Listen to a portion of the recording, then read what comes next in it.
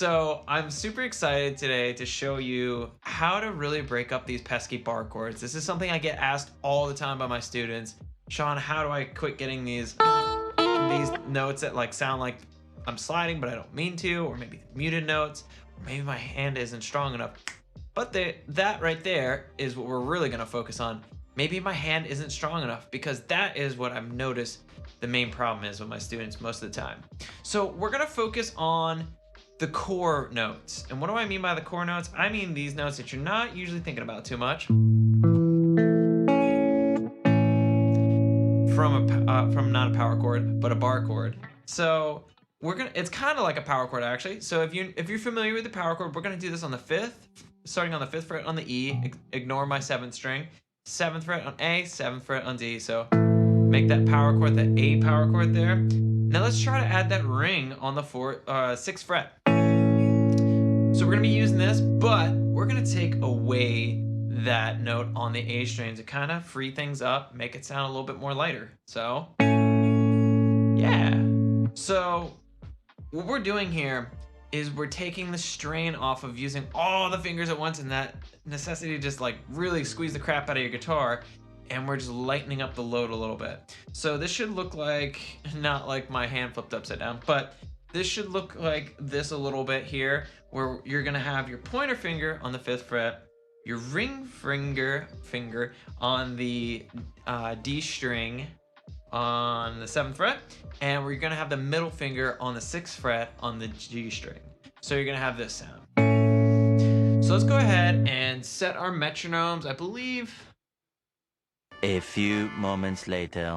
All right, so we're gonna have our metronome set to 118. Now, if this is too fast for you, you can totally slow it down, but I'm gonna be playing this at 118. So here we go. Let's go through the chord progression that should appear now. And yeah, let's play through this. 2, 3, 4, 2, 2, 3, 4. And down. Back to the chord. One more time. Slide up. Another up. Cool.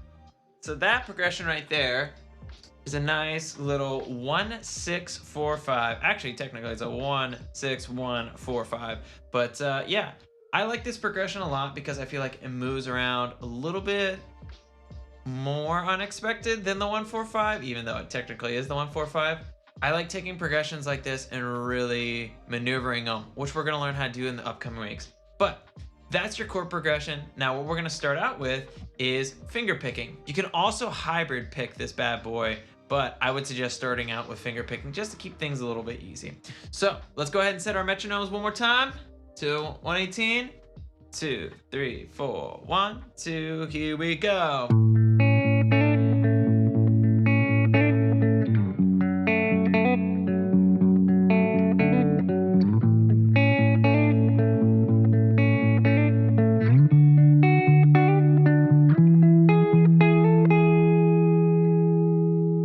Awesome if you've made it this far, and if not, that's okay. Make sure you're still practicing. So don't worry, we're gonna have a little jam section at the end of this video where you'll be able to loop it and stuff and rock out and all that good jazz. So if you're a little confused on what I was doing there, we were doing the chord still. We were playing that chord, and also we were doing a nice little roll here. So we're doing thumb, pointer, middle, back to pointer, thumb. So we get this. So instead of restarting each time, we would actually go back from middle to pointer to middle. And then if you notice, we use both these fingers to pluck and get this nice hammer-on trill here.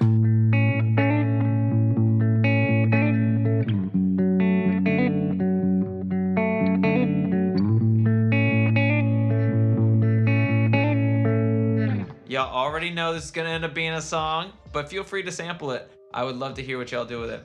So that's pretty much it for exercise number 1.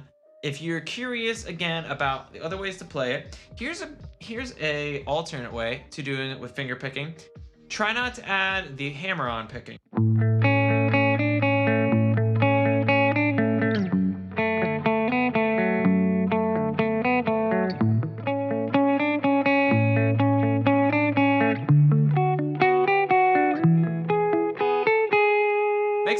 tougher, and especially without a metronome, but that's one way to do it. Another way is the hybrid pick. So you got your middle finger and your ring finger. So same thing, same approach to it, except you would just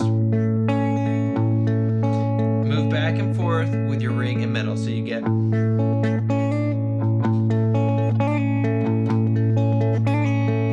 Personally, I like the way the fingers sound. So I hope you found this video helpful. And if you did, make sure you drop a thumbs up, subscribe, leave comments down below of what else you'd like to see for me with the guitar and me demonstrating, or what you'd like to see more of with this series, because trust me, we're gonna be getting into some interesting jazzy, cool concepts you can use for your lo-fi and chill hop needs, and honestly, any other genre, because why not? So with that, I say stay creative, one love, and namaste. Thanks for watching. Try to take it 3 or 4 times around. 2, 3, 4, 1.